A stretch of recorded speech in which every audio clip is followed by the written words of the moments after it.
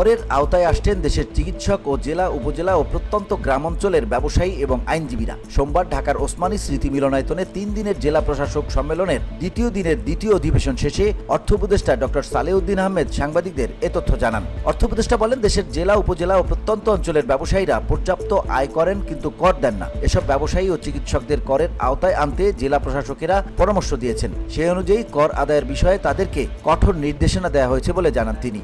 আমাদের এমপ্লয়মেন্টটা বাড়াতে হবে এবং লোকাল লেভেল এমপ্লয়মেন্টটা জেনারেট করা একটু সহজ। বড় বড় মেগা প্রজেক্টটাতে বড় বড় যন্ত্রপাতি আনবেন, ইনফ্রাস্ট্রাকচার হবে, ক্যাপিটাল ফরমেশন হবে, কিন্তু আউটপুটটা আসতে 10-15 বছর লাগবে, যেটাকে আমরা জেস্টেশন গ্যাপ বলি। আমরা এখন এডিপিতে আপনি দেখবেন, আমরা যেগুলো যে লোকাল বেস, লোকাল নিড, এইগুলো করলে সুবিধা কি, আমার ইনফ্রাস্ট্রাকচার ডেভেলপ হবে এবং এমপ্লয়মেন্ট জেনারেশন হবে। এইটা আমাদের শুধু ইনফ্রাস্ট্রাকচার না, অন্য অন্য শিল্প যেন আমরা বাইরে।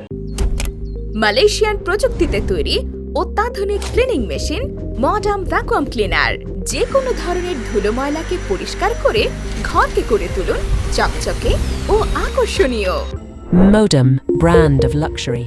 তিনি আরো বলেন, পর্যাপ্ত আয় করার পরও যারা কর দেন না, জাতীয় রাজস্ব বোর্ড এনবিআরকে এ বিষয়ে অভিযান পরিচালনার অনুরোধ করা হয়েছে জেলা প্রশাসকদের পক্ষ থেকে। উপদেষ্টা আরো বলেন, ভ্যাট ট্যাক্স সহনীয় পর্যায়ে রেখে কর গ্রহণের পরিধিটা বাড়ানোর বিষয়ে নির্দেশনা দেওয়া হয়েছে। জোর করে কর আদায় না করে পরিধি বা আওতা বাড়ানোর নির্দেশনা দেওয়া হয়েছে। উপদেষ্টা বলেন, শিল্প প্রতিষ্ঠান আছে 50 থেকে 60 লাখ, কিন্তু কর দেয় মাত্র 5 lakh.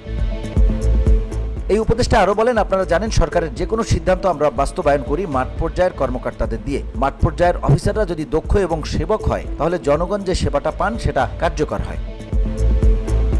VOD Bangla news desk.